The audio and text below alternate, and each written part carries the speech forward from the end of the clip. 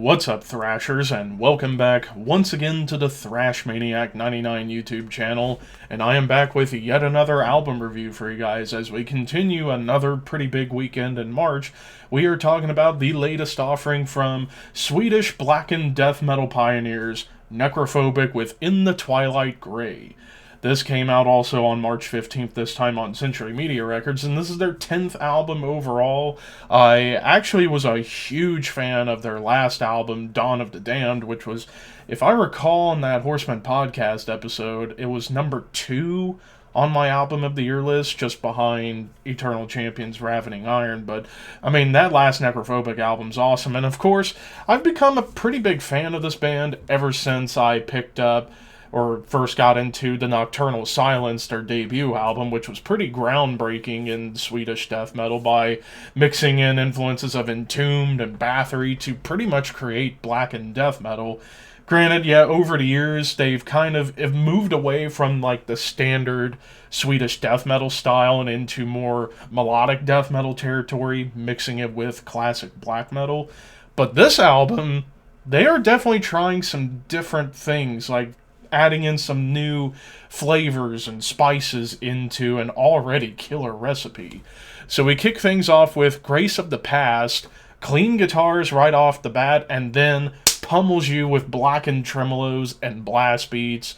And I will say, Anders Strokerk's vocals on here, a little bit lower in the register. They're like, whereas with Dawn of the Damned, it was like a pretty good mid-range, like he sat in between the black metal scream and the death metal growl, whereas here, just a little bit lower. You can still hear whenever he does get a little bit higher at times, but for the most part, his vocals are just a notch lower in the register, which I actually thought added more to this album in terms of the more darker tone that you're getting on here. But one big thing that is apparent right off the bat, starting with this opening track, the hooks and the choruses on this album are some of the biggest choruses and hooks I've heard this band do so far. I mean, just holy crap. They know how to take you on a journey and go for a ride. Granted, you're riding through all 7 circles of hell, but in the end you'll come out stronger and better and willing to conquer anything once you hear some of these hooks and choruses that you get on this album. And then, of course, another big thing I gotta talk about, the guitar work from both Johan and Sebastian.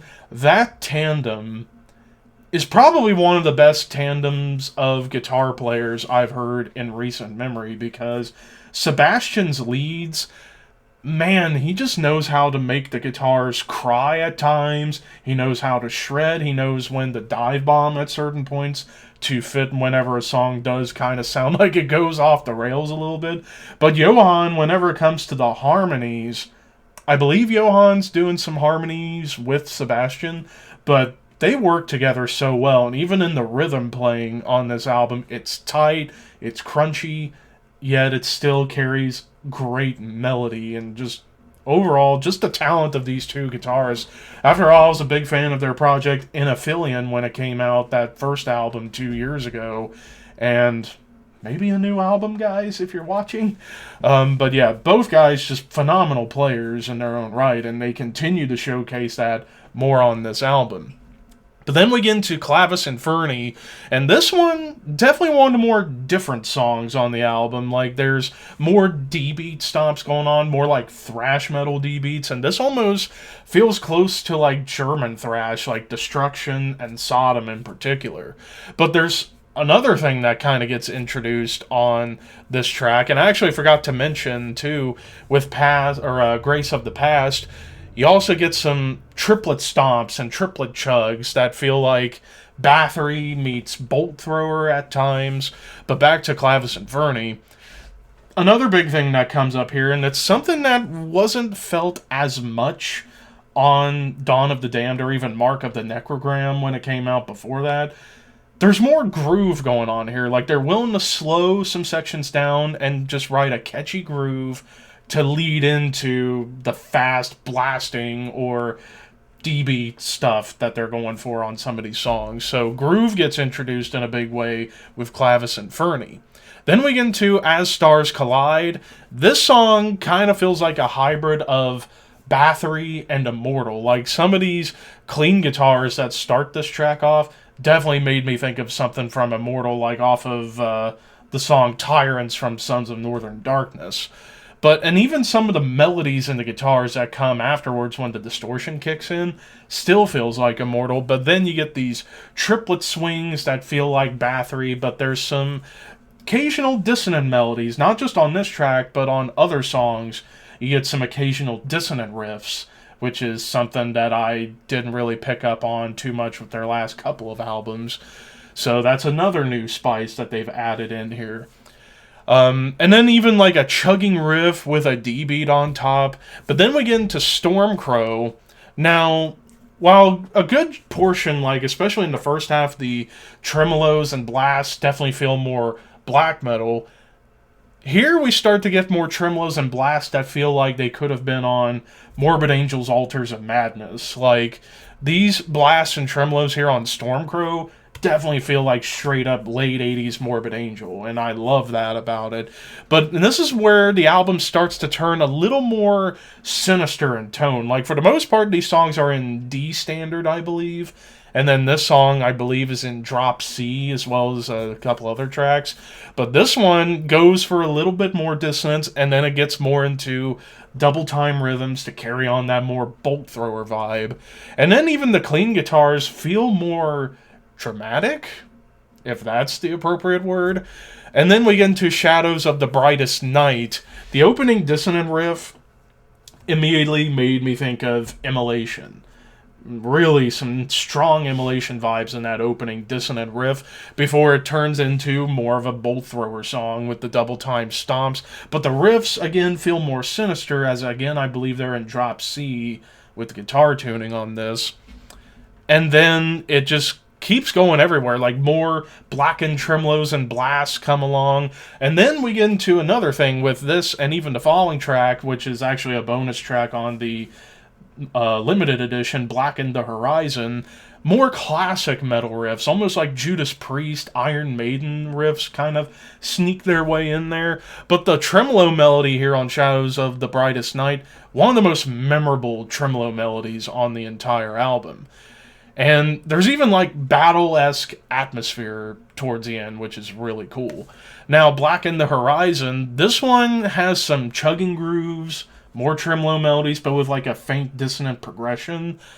More of those classic metal riffs, like I said, but the chorus itself, epic double time rhythm and riffage, and even breakdowns pop up, which is really nice, and even some soothing clean guitars.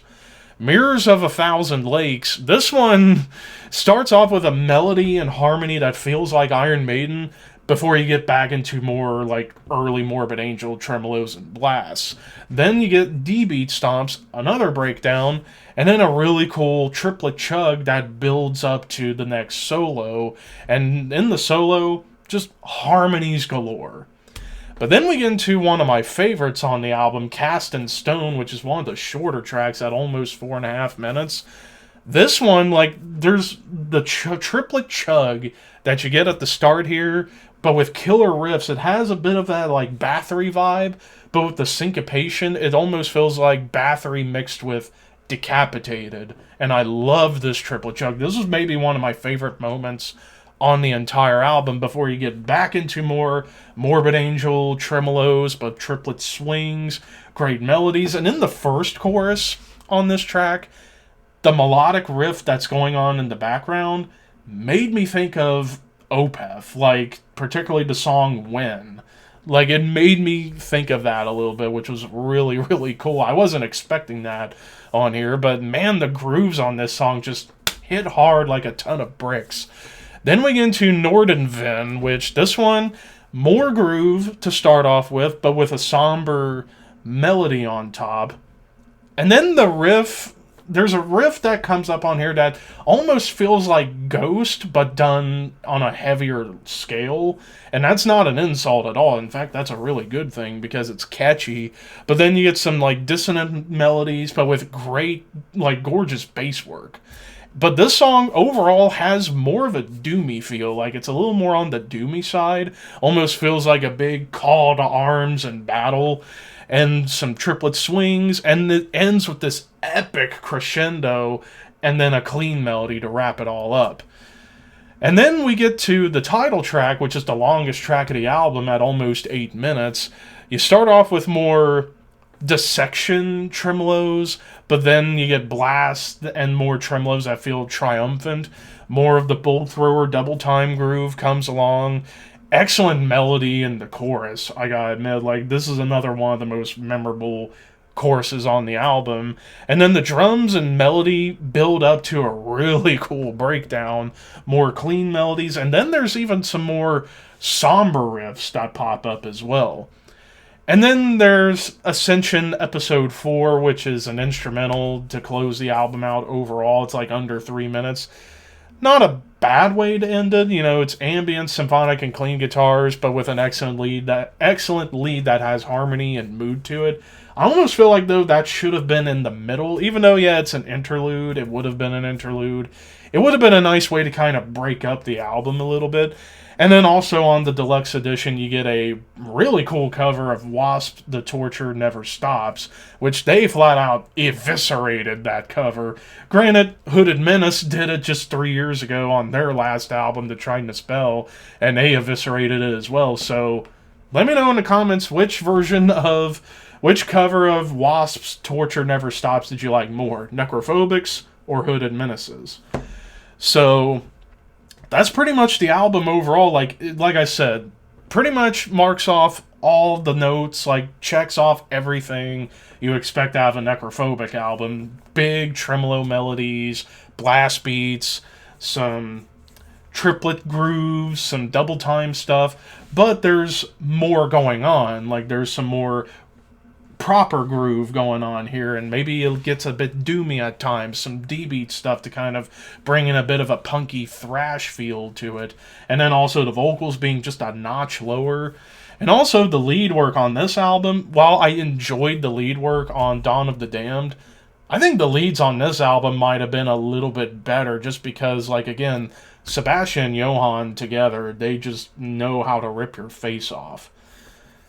So really, when it comes down to it, I am hard-pressed to find really anything at all to complain about. Apart from Ascension Episode 4 being the closer instead of being in the middle of the album, that was really the only thing, and I think it would have made the album flow a little bit more.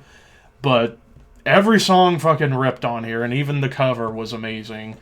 So overall, this is another 5 out of 5. Like, I am getting to become a bigger fan of this band as time has gone on. I still need to go back to some of the other stuff from, like, the late 90s and the 2000s era of the band. Whereas with me, I've only been into these guys courtesy of the previous album as well as the debut and some of Mark of the Necrogram, but perhaps with more time, I'll get into the older stuff and become an even bigger fan of this band than I already am.